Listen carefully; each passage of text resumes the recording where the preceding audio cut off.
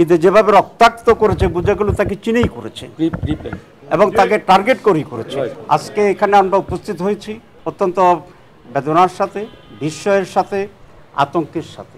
দীর্ঘ সংগ্রাম লড়াইয়ের পরে 1 বছর যেতে না যেতেই একটি অত্যন্ত গণতান্ত্রিক সাহসী সংগঠন, এই ফ্যাসিবাদ বিরোধী আন্দোলনের অন্যতম প্রধান ভূমিকা পালনকারী দল, বিশেষ করে আমাদের ডাকসু বিপি নুরুল হক নূর অত্যন্ত প্রমিনেন্ট এবং জনপ্রিয় নেতা এবং বিশাল ঝুঁকি নিয়ে সে আন্দোলনের নেতৃত্ব দিয়েছে এবং আন্দোলনের শেষ পর্যায়ে জেলেও গিয়েছে।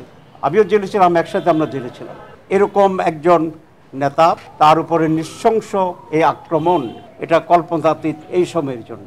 আগেও অনেকবার তার উপরে হামলা হয়েছে, বিরোধী শক্তির হামলা করেছে, আমাদের সাথীদের পক্ষ থেকে কোনো কোনো জায়গায় তার উপর আক্রমণ করা হয়েছে।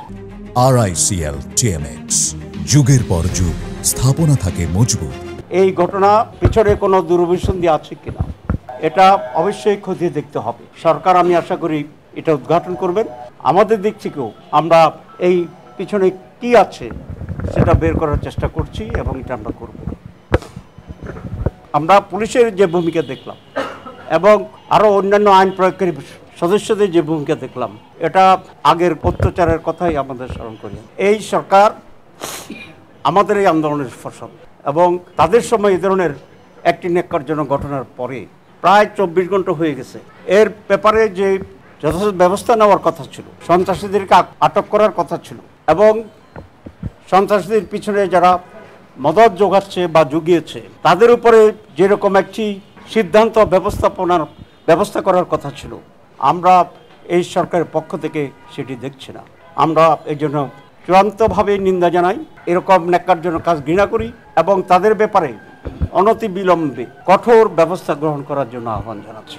আমরা আন্দোলন করেছি, আমরা নিয়মতান্ত্রিক আন্দোলন করেছি, আমরা স্বৈরাচার বিতরণ আন্দোলন করেছি।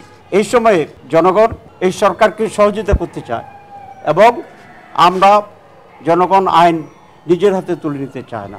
কিন্তু জনগণ বিক্ষিপ্ত হলে, প্রতিরোধে যদি ঝাঁপিয়ে পড়ে, তাহলে ভারতের দালালদেরকে যেভাবে মোকাবিলা করেছে সেরকম একটি শক্তি এবং মোকাবিলা যদি করার পরিস্থিতি তৈরি হয়, তাহলে কিন্তু এই সরকারকে আর অনেক বেশি সমস্যা মোকাবিলা করতে হবে। আমি এই দাবি করতে চাই যে সরকারের পক্ষ থেকে চিকিৎসার ব্যাপারে যথাযথ ব্যবস্থা গ্রহণ করা এবং প্রয়োজন হলে দেশের বাইরে নিয়ে তার চিকিৎসার ব্যবস্থা গ্রহণ করা। আমরা জুলাই আন্দোলনে যারা শরিক ছিলাম সকলকে নিয়ে আমরা বসব এবং এই ব্যাপারে কি করা যায় সে ব্যাপারে আলোচনা করে আমরা প্রয়োজনীয় কর্মসূচি দেব। সরকার যদি এটা মনে করে যে পরিস্থিতি তেমন কোনো উত্তাল হয়নি, তাহলে এটা তাদের ভুল অ্যাসেসমেন্ট হবে। আমি আবারও যারা অপরাধ করেছে, যারা অন্যায় করেছে, তাদের ব্যাপারে আইনি সিদ্ধান্ত নেওয়া এবং তাদের দলের পক্ষ থেকে যে দাবিটা তুলেছে ইতিমধ্যে যে আওয়ামী লীগ তার সহযোগীকে নিষিদ্ধ করা, আমরা তাদের সাথে সহমত পোষণ করি। আমি ডাক্তারদের সাথে কথা বলেছি, ডাক্তাররা বলেছে তার খুব মারাত্মক ইনজুরি হয়েছে, তার স্কালের ভিতরে হেমাটোমা বলে, আমি তো ডাক্তার, মানে একজনের রক্ত জমাট হয়েছে, তার এখানে নাকের এখানে আঘাত হয়েছে, তারপরে তার এই চোয়াল যেটা আছে চোয়াল আঘাত হয়েছে।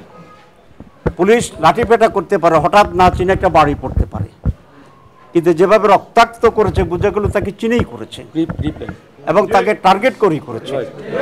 এবং পূর্ব থেকেই এই ধরনের যদি পরিকল্পনা না থাকতো, তাহলে হঠাৎ করে একটি দল যারা এই দেশে নাই, বিতাড়িত এবং তাদের সহযোগী যারা ঘর থেকে বেরোতে পারে না, তারা হঠাৎ করে কিভাবে এত বড় আক্রমণ করতে পারে? তাহলে আগে প্রস্তুতি ছিল এবং ষড়যন্ত্র ছিল, পরিকল্পিত ছিল এবং এর পিছনে শিক্ষার আরও আছে কিনা, অন্য কোনো উদ্দেশ্য আছে কিনা, সেই বিষয়টিও সরকারের দেখতে হবে এবং আমরা এই ব্যাপারে সজাগ থাকবো ইনশাআল্লাহ।